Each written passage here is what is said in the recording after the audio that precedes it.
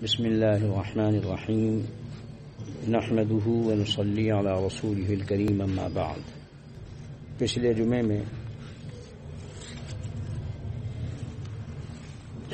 علم دین سے متعلق بات بتلائی گئی تھی کہ بنیادی چیز ایک مومن کے لیے علم دین ہے۔ جب تک علم دین حاصل نہیں ہوتا ہے اس وقت تک آدمی کو ایمان کی، اسلام کی اور احسان کی خبر ہی نہیں ہوتی ہے، اور یہی تین بنیادیں ہیں دین کی: ایمان ہے، اسلام ہے اور احسان ہے۔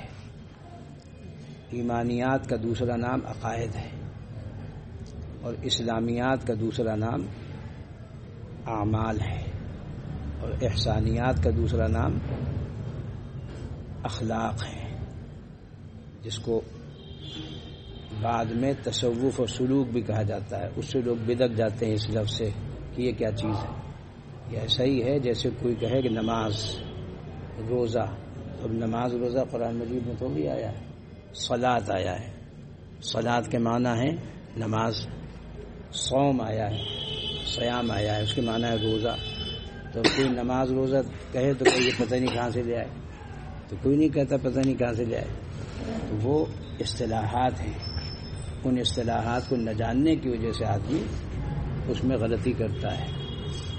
اور دوسری وجہ بھی یہ ہے، دوسری وجہ یہ ہوئی کہ لوگوں نے تصوف اور سلوک کے نام پر رسموں کو اور بدعتوں کو پھیلا دیا۔ تو بدعات اور رسوم لوگوں نے تصوف اور سلوک کے نام پر پھیلائیں، اس لیے یہ لفظ بدنام ہو گیا کہ یہ کیا چیز ہے، یہ کوئی ایمان اور اسلام سے الگ چیز ہے، احسان سے الگ چیز ہے۔ نہیں، وہی چیز قرآن پاک میں اللہ تبارک و تعالیٰ نے تزکیے کے لفظ سے اس کو ارشاد فرمایا ہے، اور حضور اقدس صلی اللہ علیہ وسلم نے اس کو احسان اور تزکیہ ان الفاظ سے تعبیر فرمایا ہے۔ تو بغیر علم دین کے دین کی بنیاد ہی حاصل نہیں ہوگی، اگلی باتیں تو بات کی ہیں۔ تو ایمانیات کا دوسرا نام عقائد ہے۔ ارشاد فرمایا حق تعالی شانہ نے کہ اے ایمان والو، ایمان لاؤ، یعنی جو حقیقت ہے اس کو اختیار کرو۔ اے مومنو، ایمان لاؤ اللہ پر اور اس کے رسول پر اور اس کتاب پر جو اس نے اپنے رسول پر نازل کی، یعنی قرآن مجید، اور اس کتاب پر بھی جو اس سے پہلے نازل فرمائی، جیسے تورات ہے، انجیل ہے، زبور۔ تو تورات اور زبور اور انجیل بھی اور جتنے صحائف نازل ہوئے ان سب پر ایمان رکھنا ضروری ہے، خواہ ان انبیاء کا، ان رسولوں کا، ان کتابوں کا ہم کو نام معلوم ہو یا نہ ہو۔ اور جو شخص اللہ اور اس کے فرشتوں اور اس کی کتابوں اور اس کے رسولوں اور آخرت کے دن کا انکار کرے گا، یا انکار کی طرح کوئی قول یا فعل اس کا ارتکاب کرے گا، تو وہ بے شک وہ راہ ہدایت سے بہت دور جا پڑا۔ یہ ایمانیات ہیں: آمنت باللہ وملائکتہ وکتبہ ورسلہ والیوم الآخر والقدر خیرہ وشرہ من اللہ تعالی والبعث بعد الموت۔ یہ 7 ایمانیات ہیں۔ اگر ان میں سے کسی ایک میں بھی آدمی کو یقین نہ ہو، شک و شبہ رہے، تو وہ مومن نہیں ہے، ذرا سا بھی۔ ایک انجینئر صاحب کے پاس میرا جانا ہوا تو انہوں نے ایمانیات کی فہرست تیار کی تھی کہ میں نے یہ غیر مسلموں اور نو مسلموں کے لیے لکھا ہے ہندی میں، اسے آپ دیکھ لیجئے۔ میں نے جو دیکھا تو اس میں تقدیر کا تذکرہ نہیں تھا، تو میں نے ان سے پوچھا کہ اس کو کیوں نہیں لکھا آپ نے، 6 کیوں لکھی، 7 کیوں نہیں لکھی؟ کہنے لگے وہ اصل میں لوگوں کی سمجھ میں نہیں آتی۔ تو میں نے کہا سمجھ کو ٹھیک کیجئے، میں نے کہا دین کو نہ ٹھیک کرنا شروع کر دیجئے، اپنی سمجھ کو ٹھیک کیجئے۔ ہماری عقل میں آئے یا نہ آئے، انبیاء اعظام اور رسول جن پر کتابیں نازل ہوئیں، جن پر شریعتیں جن کو دی گئیں، جن کو قانون دیا گیا، وہ کہاں سے شروع ہوتا ہے؟ جہاں ہماری عقل ختم ہو جاتی ہے، وہاں سے وحی الہی کا سلسلہ شروع ہوتا ہے۔ ہماری سوچ الٹ گئی کہ ہم نے دین کو تابع کر دیا اپنی عقل کے، تو جتنی عقلیں ہوں گی اتنے دین ہو جائیں گے۔ اس کا نتیجہ دیکھ لیجئے دنیا میں، ان کی کھوپڑی میں جو ہے، عرب میں، عجم میں، وہ کر رہے ہیں۔ ان کی کھوپڑی میں آیا کہ یہودیوں کا طریقہ ٹھیک ہے، ادھر چل پڑے، عیسائیوں کا طریقہ سمجھ میں آیا، ادھر چل پڑے، لامذہبوں کا، بددینوں کا، بے دینوں کا طریقہ سمجھ میں آیا، ادھر چل پڑے۔ اس لیے مجدد الفسانی رحمۃ اللہ علیہ کا بڑا عجیب غریب ارشاد ہے، نور اللہ مرقدہ وبرد اللہ مسجدہ، فرمایا کہ بہت نازک اور اہم بات ہے، فرمایا کہ لا الہ الا اللہ محمد الرسول اللہ سب پڑھتے ہیں، توحید کا اقرار کرتے ہیں کہ اللہ کے سوا کوئی معبود نہیں، اور محمد الرسول اللہ کہتے ہیں کہ اللہ کے رسول، اللہ کی طرف سے پیغامبر، نبی، رسول کون؟ محمد صلی اللہ علیہ وسلم۔ تو یہاں کیا طے ہوا کہ کوئی معبود، کوئی عبادت کے لائق سوائے خدا کے نہیں، مگر وہ بتلائے گا کون؟ رسول اللہ صلی اللہ علیہ وسلم۔ تو رسالت آپ کی طے ہے۔ کہ یہاں کیا کیا لوگوں نے؟ کہا اپنی عقل کو رسول طے کر رکھا ہے، جو ان کی عقل کہے گی اس کو کریں گے۔ تو کہا وہ پڑھتے تو ہیں لا الہ الا اللہ محمد رسول اللہ، مگر ان کے دل و دماغ میں کیا رہتا ہے؟ لا الہ الا اللہ عقلی رسول اللہ، کہ میری عقل اللہ کا رسول ہے۔ کہا وہ مومن نہیں ہوتا ہے، وہ الفاظ کہہ رہا ہے محمد رسول اللہ، حقیقت نہیں ہے اس کے دل و دماغ میں۔ اس کے دل و دماغ میں جو بیٹھی ہوئی ہے اس کی عقل اور طبیعت، اس کا تقاضا وہ کر رہا ہے۔ اور ایک بات اور یاد رکھنی چاہیے، اسی عرب میں، اسی مکے اور مدینے میں اللہ تبارک و تعالی اس کی شرافت اور اس کی کرامت کو باقی رکھے، اللہ کے نبی اور رسول صلی اللہ علیہ وسلم کو بھیجا گیا جہاں شرک تھا، کفر تھا، یہودیت تھی، نصرانیت تھی۔ یہ لوگ جو آج کل چونک رہے ہیں وہاں ہو رہا ہے وہاں ہو رہا ہے، میں نے کیا مطلب؟ وہیں یہ سب خرافات تھیں۔ اللہ کے آخری نبی رسول صلی اللہ علیہ وسلم وہیں بھیجے گئے تھے، اور وہیں انہوں نے شرک کی جڑ کاٹی، کفر کی جڑ کاٹی، الحاد و زندقی کی جڑ کاٹی، بدعات اور رسوم کی جڑ کاٹی، جہالت کی عقل جڑ کاٹ دی۔ اور جو آدمی اپنی تولے بھر کے عقلیے ٹہل رہا ہے اس کی کہ نہیں، اللہ کی طرف سے جو حکم ہے اس کو ماننا ہے، اس کو ماننا ہے، جاننا ہے، اس پر عمل کرنا ہے۔ تو اس سے متاثر نہیں ہونا چاہیے کہ وہاں ایسا ہو رہا ہے یہاں ایسا ہو رہا ہے۔ میرے پاس بہت لوگ آتے رہے، صاحب وہ لاک ڈاؤن میں کرونا ہے، فلاں ہے، وہ عرب میں ہو رہا ہے۔ میں نے کچھ نہیں، غلط بات۔ نمازیں اسی طریقے سے پڑھی جائیں گی جیسے پڑھی جاتی تھی۔ اللہ نے اس کا حکم دیا، اللہ کے رسول صلی اللہ علیہ وسلم نے کر کے دکھایا، قیامت تک ہے، وہ طے شدہ ہے۔ کوئی اس کو دارالفتہ، کوئی دارالعلوم مظاہر العلوم اس کو منسوخ نہیں کر سکتا ہے، کوئی عرب و عجم کا مفتی اس کو منسوخ نہیں کر سکتا ہے۔ پہلی لہر آئے، دوسری لہر آئے، تیسری لہر آتی رہیں لہریں، آئی ہیں کتنی لہریں۔ مومن رہے گا اس آدمی اسی وقت تک، اس کے بغیر مومن نہیں رہے گا آدمی۔ وہ جدھر چاہیں گے گدھوں کی طرح ہکا دیں گے۔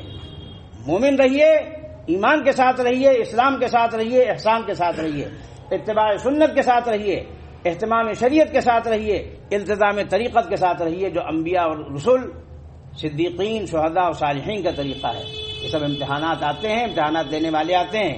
ابلیس بھی آیا، چل رہا ہے، اس کا آخری چیلا دجال وہ آئے گا۔ یہ ابلیسی اور دجالی چالوں کو خوب سمجھیے۔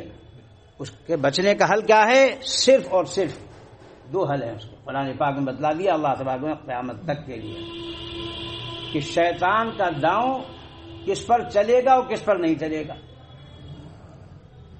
شیطان کا داؤں کس پر نہیں چلے گا؟ جو اللہ پر ایمان رکھتے ہیں یقین کے ساتھ، کامل یقین کے ساتھ، اور اسی پر اعتماد، توکل و بھروسہ رکھتے ہیں، ان پر داؤں نہیں چلے گا۔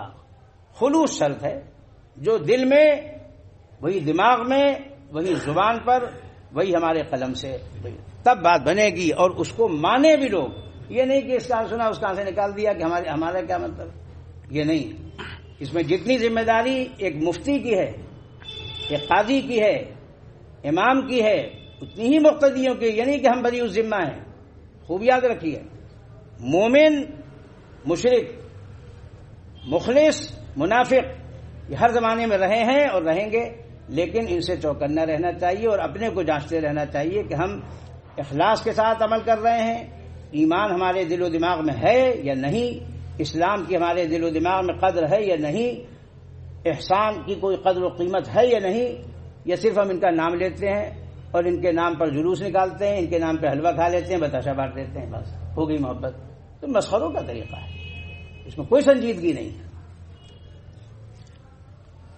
اللہ تبارک و تعالیٰ پر ایمان لانے کا مطلب یہ ہے کہ اس کی وحدانیت کا اور دوسری سب صفات کمال کا اعتقاد رکھے، یعنی یہ سمجھے کہ وہ ایک ہے، ذات اور صفات ہر اعتبار سے وہ تنہا اور اس کا کوئی شریک نہیں، وہ ہمیشہ سے اور ہمیشہ رہے گا، تمام جہان کو اسی نے پیدا کیا ہے، وہ بڑی قدرت والا ہے، وہ اپنے بندوں کے نیک کاموں کی بہت قدر کرتا ہے، یعنی ان کو اس پر اجر و ثواب دیتا ہے، اور وہ اپنے ارادے سے جو چاہتا ہے وہ کرتا ہے۔ یاد رکھیے، اپنے ارادے سے جو چاہے وہ کرے، یہ صرف خدا کی شان ہے، یہ نہ امریکہ کی شان ہے، نہ روس کی شان ہے، نہ کسی مشرک کی ہے، نہ کسی کافر کی ہے، نہ کسی یہودی کی ہے، نہ کسی نصرانی کی ہے، اور نہ ان کے پیچھے چلنے والوں کی ہے۔ جو مغضوبین و ضالین کے پیچھے چل رہے ہیں وہ بھی 100% مردود ہیں اللہ کے نزدیک۔ اللہ کے رسول صلی اللہ علیہ وسلم کی سرزمین پر جو یہ حرکتیں کرے گا وہ اپنے حشر کا انتظار کرے۔ اللہ کی رسی دراز ہے، ڈھیل دی جا رہی ہے، اس کو لوگ یہ نہ سمجھیں۔ نمرود بھی آیا گیا، فرعون بھی آیا گیا، شداد بھی آیا گیا، کون جانتا ہے کہاں دفن ہے کہاں نہیں۔ یہ سب کیا چیز ہیں؟ کوئی چیز نہیں، یہ صرف اپنے ذاتی تحفظ کے لیے کر رہے ہیں، نہ دین کے لیے کر رہے ہیں، نہ ملت کے لیے کر رہے ہیں، نہ اب کے لیے نہ آئندہ کے لیے۔ دھوکہ ہے سراسر نفسانی اور شیطانی۔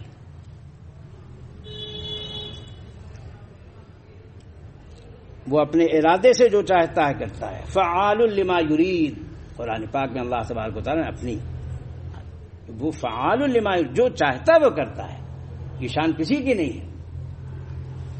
تمام عالم میں جو کچھ ہونے والا تھا اس نے سب کچھ پہلے لکھ دیا ہے، اسی کو تقدیر کہتے ہیں، یعنی جو کچھ آدمی کر رہا ہے یہ نہیں ہے کہ وہ پیدا نہیں ہوا، پیدا کر دیا گیا، خیر بھی اور شر بھی۔ اب جن کی قسمت میں بکری کھانا ہے وہ بکری کھائیں گے، جن کو سور کھانا ہے وہ سور کھائیں گے۔ پیدا اس نے کر دیا ہے، لیکن امتحان ہے، یہ اس کو حلال کر دیا ہے، اس کو حرام کر دیا ہے۔ اب تم اپنے اختیار کو استعمال کرو۔ اختیار کو استعمال کرنا بندے کو دیا ہے، تم اپنے اختیار کو استعمال کرو گے تم کو اختیار دیں گے، دائیں طرف بھی بائیں طرف بھی، جنت جانے والے راستے کا بھی اختیار دیں گے، جہنم جانے والے راستے کا بھی اختیار دیں گے۔ اسی میں بندے کا امتحان ہے۔ اللہ جیسی کوئی چیز نہیں، اس کے علم اور قدرت سے کوئی چیز باہر نہیں ہو سکتی۔ وہی سب کا خالق ہے، وہی رازق ہے، وہی زندگی دیتا ہے، وہی موت دیتا ہے، وہ سب پر غالب ہے، حکمت والا ہے۔ اور اس کے رسولوں پر ایمان لانے کا مطلب یہ ہے، کیونکہ اللہ کے بعد اس کے رسولوں پر ایمان لانا ہے۔ جو کچھ اللہ نے اپنے رسولوں کو بھیجا، دیا، احکام دیے، یہ کام کرنا ہے، وہ کام نہیں کرنا ہے۔ رسولوں کا مطلب کیا ہے؟ وہ اللہ کے نیک بندے ہیں، معصوم ہیں، ان سے کوئی گناہ سرزد نہیں ہو سکتا، نہ ہوا، یہ یقین رکھنا چاہیے۔ اور اس اللہ کے رسول ہیں، یعنی مخلوق کی ہدایت کے واسطے اللہ نے ان کو بھیجا، وہ سچے ہیں۔ جو احکام اور جو خبریں اگلی پچھلی ان کو بتلائی گئیں وہ سب سچ ہیں، حق ہیں۔ اور رسول پر اتاری ہوئی کتاب سے مراد قرآن مجید ہے، وہ خدا قدوس کا آخری کلام ہے۔ حضرت جبریل علیہ السلام اس کو لائے اور سب پیغمبروں پر وہی لے کر آیا کرتے تھے۔ اور پہلی کتابوں پر بھی جو قرآن پاک سے پہلے نازل ہوئیں، جیسے تورات ہے، زبور ہے، انجیل ہے، ان سب پر بھی یقین رکھے کہ بے شک حق تعالیٰ نے یہ کتابیں نازل فرمائیں، لیکن ان کو یہود و نصارہ نے بدل دیا، وہ منسوخ ہو چکی۔ اب قیامت تک قرآن مجید ہی کا حکم جاری رہے گا، اور قرآن مجید میں نہ کوئی تغیر تبدل ہو سکا ہے، نہ الفاظ میں، نہ معنی میں، نہ اس کے احکام میں۔ یہ تینوں چیزیں یاد رکھنا چاہیے۔ الفاظ کا تحفظ کون کرتا ہے؟ حفاظ کرام۔ معانی کا تحفظ کون کرتا ہے؟ علماء۔ اور اس کے احکام کا تحفظ کون کرتا ہے؟ فقہا، جن کی چیزوں کو مفتیان کرام نقل کرتے ہیں کہ کیا چیز اللہ کو مطلوب ہے، کیا مطلوب نہیں ہے۔ یہ ہمیشہ محفوظ رہے گا، اللہ نے اس کی حفاظت کا خود وعدہ کیا ہے۔ مگر دنیا چونکہ دارالاسباب ہے تو حفاظت کے لیے اسباب کے درجے میں حفاظ پیدا کیے ہیں، وہ پیدا ہوتے رہیں گے۔ اور جو فرشتوں کے وجود کا انکار کرے وہ بھی کافر ہے، چونکہ فرشتے واسطہ ہیں اللہ اور رسول کے درمیان، ہدایت کا یہ بھی ذریعہ ہے۔ اور آخرت پر ایمان لانا بھی ضروری ہے، یعنی یہ اعتقاد رکھے کہ مرنے کے بعد قبر میں، اور اگر دفن نہ ہوا تو جس حال میں بھی وہ ہوگا، چاہے دریا میں ڈوب جائے، کوئی جانور اس کو کھا جائے، کسی بھی حالت میں ایسا نہیں ہوگا کہ وہ حشر و نشر سے بچ جائے۔ اس سے سوال ضرور ہوگا، اور قبروں سے قیامت کے دن اٹھایا جائے گا مردوں کو. جیسے یہ زندگی یقینی ہے، ہم کو سب کو یقین ہے کہ ہم سب زندہ ہیں، ایسے ہی موت پر بھی ہمارا یقین ہے کہ موت آئے گی، اور پھر اس کے بعد زندہ کیے جانے پر بھی اسی طرح یقین ہونا چاہیے کہ اللہ تبارک و تعالیٰ نے یہ بات ہم کو رسول اللہ صلی اللہ علیہ وسلم نے یہ بتلا دی ہے، وہ بالکل سچ اور برحق ہے. پھر نام اعمال تولے جائیں گے اور سب اعمال کا حساب ہوگا. نیک بندوں کو حوض کوثر سے پانی پلایا جائے گا. حضور اقدس صلی اللہ تعالی علیہ وسلم کے دست مبارک سے ہم سب کو حوض کوثر پر پینا نصیب ہو. دوزخ پر پلسرات رکھا جائے گا جو بال سے زیادہ باریک اور تلوار سے زیادہ تیز ہوگا. جنتی لوگ اس پر سے پار ہو کر جنت میں پہنچ جائیں گے اور دوزخی کٹ کٹ کر گر پڑیں گے جہنم میں. اور قیامت کو حضرت صلی اللہ تعالی علیہ وسلم شفاعت فرمائیں گے. جنت والوں کو اللہ تبارک و تعالیٰ کا دیدار ہوگا جو سب نعمتوں سے افضل ہے، اور جنت اور دوزخ ہمیشہ رہیں گی، نہ وہ کبھی فنا ہوں گی نہ ان میں رہنے والے. ان کو موت دی جائے گی، موت کو بھی موت دے دی جائے گی. اس کے علاوہ اور بھی ضروری عقیدے ہیں، مثلا تمام صحابہ کرام کو عادل جاننا کہ وہ سب عادل تھے. اللہ تبارک و تعالیٰ نے سب سے برگزیدہ جماعت حضور اقدس صلی اللہ علیہ وسلم کو عطا فرمائی، ان کو صحابہ کرام کہا جاتا ہے. اور ان سب میں چاروں خلفاء حضرت ابوبکر صدیق، حضرت عمر فاروق، حضرت عثمان غنی، حضرت علی مرتضی رضی اللہ عنہم کو ترتیب وار افضل جاننا چاہیے. یہ اہل سنت والجماعت کا عقیدہ ہے. اور حضور اقدس صلی اللہ علیہ وسلم کی معراج کو بھی برحق ماننا کہ بھئی آسمان پر کیسے چلے گئے، جنت اور سب دوزخ کو کیسے دکھلائے گا، یہ سب اللہ کی قدرت سے ہوا، اس پر بھی یقین رکھنا چاہیے. جو لوگ عقل کے پتلے ہوتے ہیں وہ اس کو بھی نہیں مانتے. اور اولیاء اللہ کی کرامتوں کا بھی قائل ہونا ضروری ہے. اولیاء اللہ کو جیسے حضرات انبیاء کو معجزات دیے گئے ہیں، ایسے ہی اولیاء اللہ کو کرامتیں دی گئی ہیں جو عام لوگوں کو حاصل نہیں ہوتی ہیں. یہ ان کی نیکی کو ظاہر کرنے کے لیے اللہ تبارک و تعالیٰ کی طرف سے یہ چیز ہوتی ہے. اور یہ جیسے معجزہ ہے یہ بھی اللہ ہی کا فعل ہے، کرامت ہے یہ بھی اللہ ہی کا فعل ہے. ظاہر ہوتی ہے وہ کرامات، معجزات ظاہر ہوتے ہیں انبیاء کے ہاتھوں پر ہوتے تھے، اور کرامات ظاہر ہو سکتی ہیں اولیاء اللہ پر، لیکن وہ فعل حقیقت میں اللہ کا ہے. غرض مسلمانوں کو اپنے عقائد کا سنوارنا نہایت ضروری ہے. زیادہ تفصیل اور کتابوں کے اندر ہے یا علماء محققین سے ان کو معلوم کرنا چاہیے. ہمارے حضرت مولانا ابرار الحق صاحب رحمۃ اللہ علیہ نے اسلامی عقائد کے نام سے ایک مختصر اور جامع کتاب لکھوا دی تھی. اس کو بچوں کو بھی پڑھانا چاہیے اور بڑوں کو بھی، مردوں کو بھی، عورتوں کو بھی. کیونکہ عقیدہ اگر بنیاد مضبوط نہیں ہے تو اعمال اور اخلاق کا بھی ٹھکانہ نہیں ہے. اللہ تبارک و تعالی ہم سب کو اسلام پر زندہ رکھے اور ایمان پر ہم سب کو موت نصیب فرمائے اور ہر قسم کے عذاب سے محفوظ رکھے، عافیت دارین نصیب فرمائے. وآخر دعوانا الحمد للہ رب العالمین.